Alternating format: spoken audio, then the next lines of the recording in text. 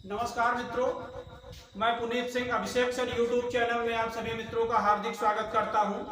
आइए देखते हैं हम अगले लेक्चर में भारतीय अर्थव्यवस्था। अभी तक हम लोगों ने भारतीय अर्थव्यवस्था में अस्थायी बंदोबस्त व्यवस्था एवं रैयतवाड़ी अर्थव्यवस्था पढ़ लिया है। अब भू राजस्व व्यवस्था के अगली व्यवस्था पढ़ने के लिए हम लोग तैयार हैं। आइए देखते हैं महालवाड़ी अर्थव्यवस्था। यह अर्थव्यवस्था 1822 में लॉर्ड मैकेंजी द्वारा लाई गई। मित्रों, यह व्यवस्था क्यों लाई गई? क्योंकि इसके पहले दो व्यवस्थाएं लाई जा चुकी है। एक अस्थायी बंदोबस्त लॉर्ड कॉर्नवालिस के द्वारा लाई गई, उसके बाद रैयतवाड़ी व्यवस्था लाई गई। उन व्यवस्थाओं में जो है कर पूर्णतया इन लोगों को लाभदायक नहीं मिल पाता था, क्योंकि ये जितना आकलन करते थे उससे कम ही कर आ पाता था, उससे ज्यादा कर नहीं आ पाता था।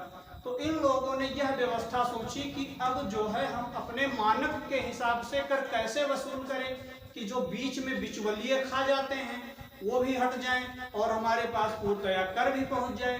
तो उसके लिए इन्होंने जो है महालवाड़ी अर्थव्यवस्था लागू की। मित्रों, अब महालवाड़ी अर्थव्यवस्था में इन्होंने लागू क्या किया?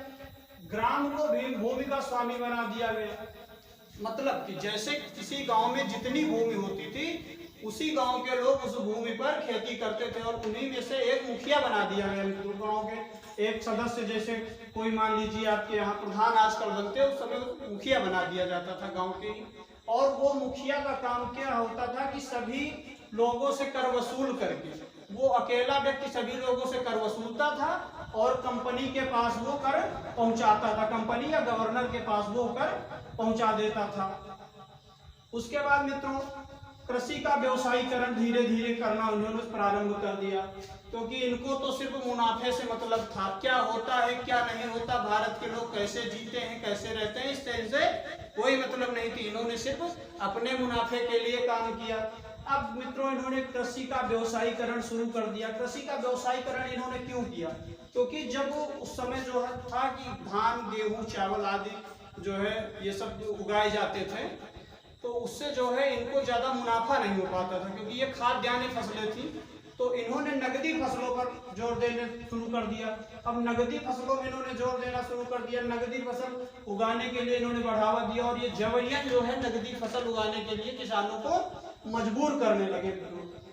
जैसे नील की खेती, कपास की खेती, गन्ना की खेती, पटसन की खेती और काफी उगाने के लिए इन्होंने मजबूर कर दिया किसानों को कि ये किसान जो है ये फसल उगाएं और अपने जो खाद्यान्न वाली फसलें हैं इनकी मात्रा कम कर दे उगाने के लिए। उसके बाद इन्होंने इसके लिए किसानों को रकम देना भी स्टार्ट कर दिया। मित्रों, रकम देने का मतलब ये बांध लेते थे कि जैसे मान लीजिए कोई किसान है, उसको ये पहले से पैसा दे आते थे। और पैसा कैसे देते थे? जो चीज 10 की होती थी उसका मात्र कुछ प्रतिशत भाग देते, मतलब मिनिमम, कम से कम उसको जो है लागत से भी कम दे देते थे।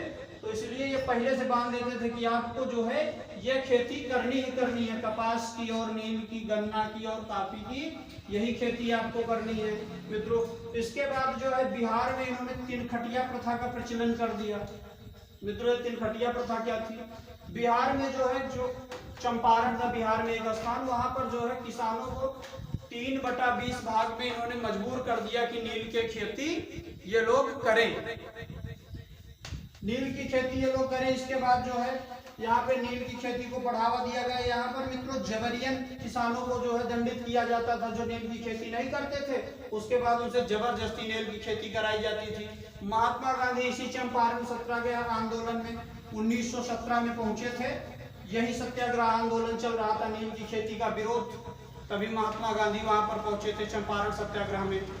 नमस्कार मित्रों, फिर अगले लेक्चर में मिलते हैं।